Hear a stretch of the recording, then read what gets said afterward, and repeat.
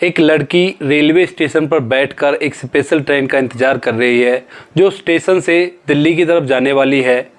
और उस प्लेटफॉर्म पर हज़ारों की संख्या में यात्री अपनी अपनी ट्रेन का इंतज़ार कर रहे हैं।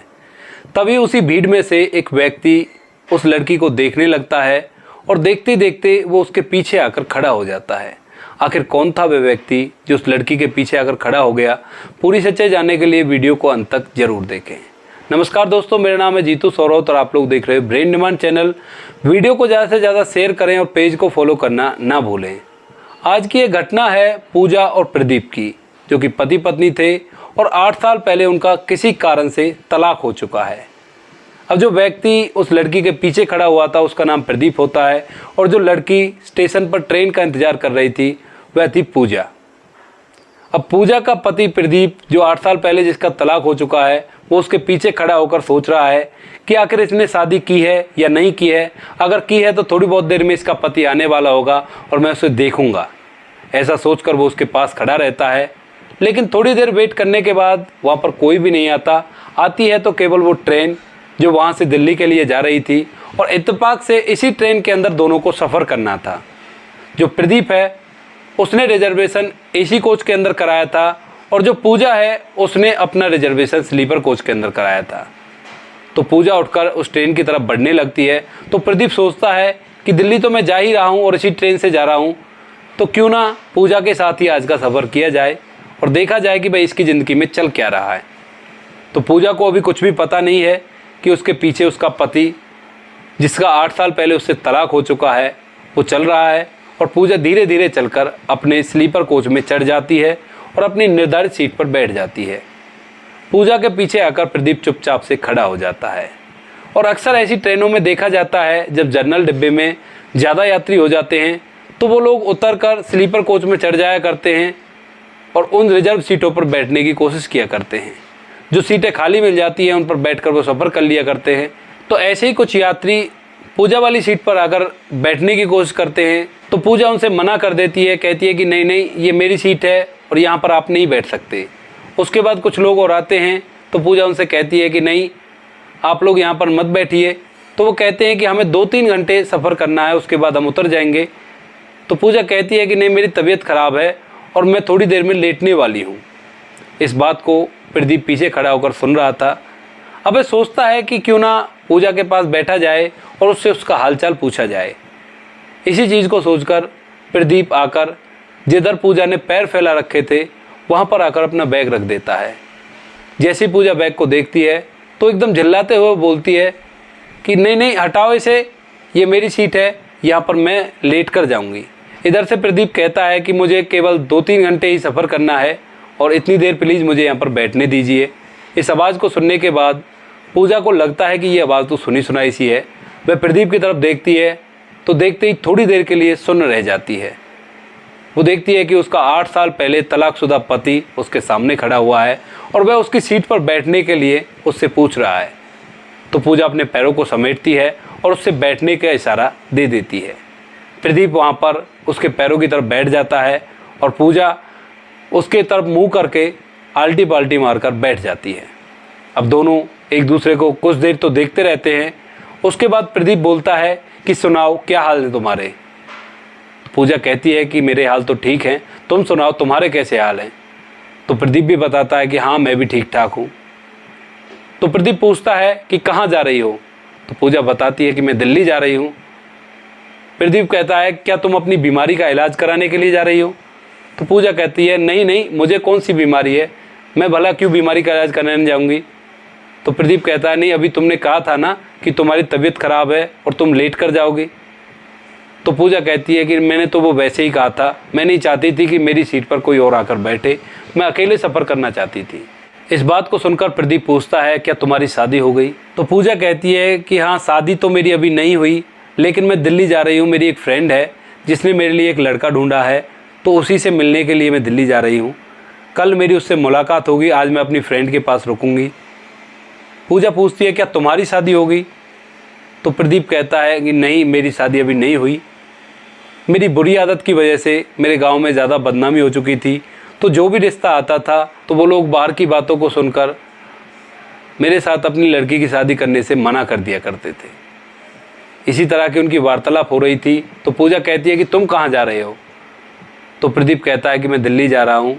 मैं और माँ बाबूजी दिल्ली ही रहा करते हैं और वहीं पर मैं उनकी सेवा किया करता हूँ और अब मैंने वो बुरी आदत भी छोड़ दी है।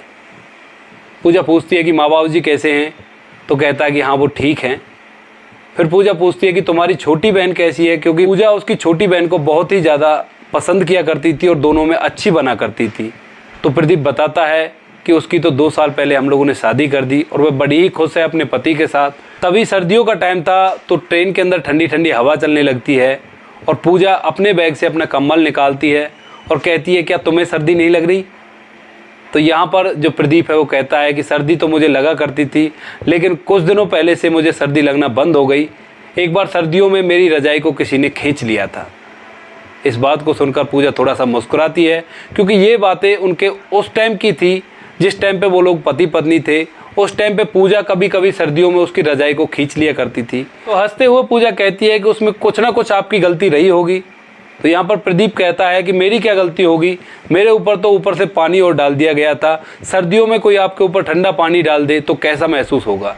इस बात को सुनकर पूजा और प्रदीप दोनों हंसने लगते हैं और एक दूसरे की तरफ प्यार भरी निगाहों से देखते रहते हैं। तभी पूजा कंबल की तरफ इशारा करते हुए कहती है कि ये लो ओढ़ लो, तुम्हें ठंड लगी होगी।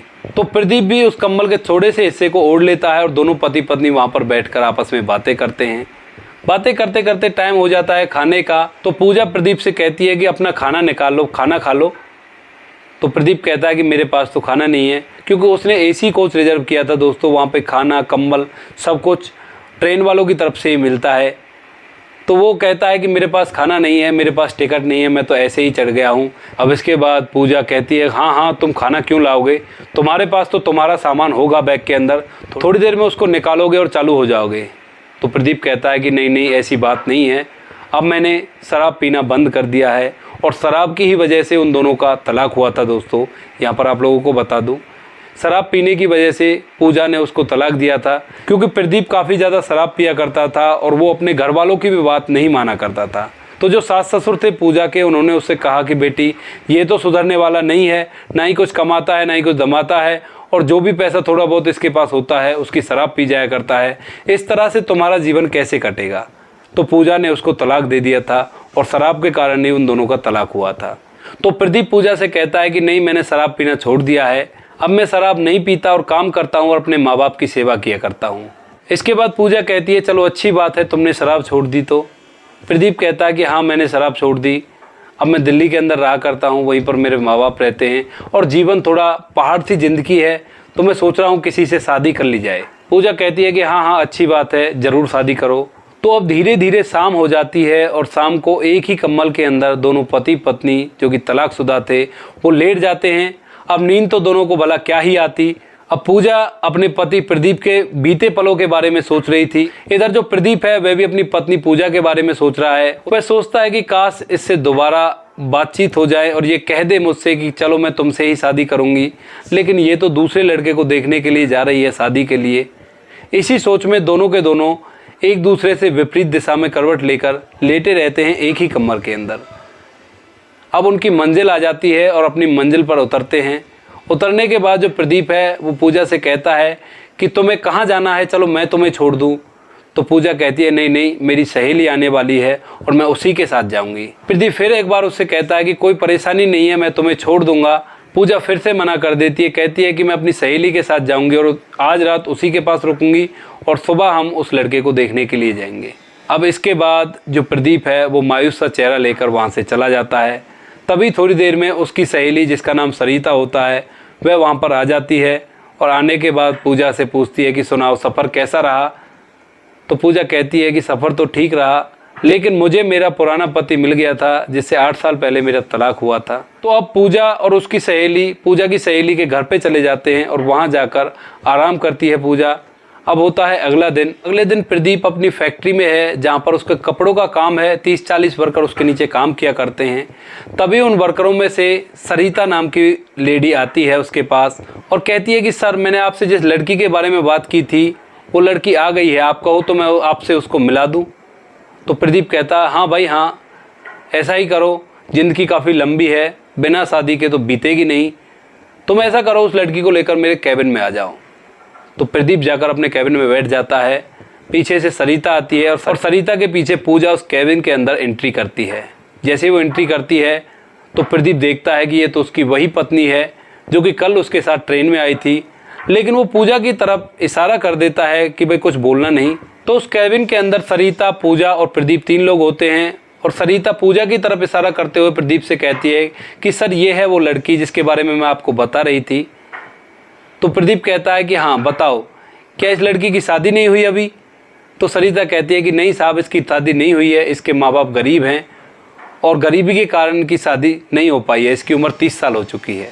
प्रदीप कहता है कि अरे सरिता, तुम हमारे लिए भगवान से बढ़कर हो, भगवान का अवतार हो, जो हम 8 साल से बिछड़े हुए थे और तुमने हमें इस तरह से मिला दिया। यहाँ पर पूजा भी हंसने लगती है और वो कहती है कि यही तो मेरे पति हैं जिनसे 8 साल पहले मेरा तलाक हुआ था। अब सरिता बीच में चुपचाप खड़ी सी रह जाती है और कहती है कि सर मुझसे गलती हो गई, मुझे पता नहीं था कि ये आपकी ही पत्नी है और मैंने आपसे थोड़ा सा झूठ बोला। प्रदीप उसे कहता है कि नहीं कोई बात नहीं है, तुमने जो भी किया उससे हमारा फ़ायदा ही हुआ है। हम 8 साल पहले बिछड़े थे और तुम्हारे कारण फिर से मिल गए। उसके बाद प्रदीप पूजा से कहता है कि यहाँ पर मेरा जितना भी स्टाफ है, आप चाहो तो एक एक जन से अलग अलग पूछ लो, मैं अब शराब नहीं पीता पूजा, और अब तुम मुझसे दोबारा शादी कर लो। क्योंकि प्रदीप के मन में जब से उसने पूजा को देखा था यही बात थी कि काश इससे मेरी दोबारा शादी हो जाए और हमारा घर दोबारा से खुशियों से भर जाए। तो वह पूजा से कहता है कि पूजा तुम चाहो तो इस फैक्ट्री के एक एक वर्कर से जाकर अलग अलग पूछ लो कि ये शराब पीते हैं या नहीं, और मेरा विश्वास करो मैंने उस बुरी आदत को छोड़ दिया है जिसके कारण हम दोनों का तलाक हुआ था। तो यहाँ पर पूजा भी उसे माफ़ कर देती है और दोनों एक बार फिर से एक हो जाते हैं और उनका परिवार खुशियों से भर जाता है। तो दोस्तों ये थी आज की कहानी। आप लोगों को जैसी भी लगी हो कमेंट सेक्शन में ज़रूर बता देना। बाकी मिलते हैं किसी नेक्स्ट वीडियो नए टॉपिक के साथ, तब तक के लिए जय हिंद, जय भारत, जय हिंदुस्तान।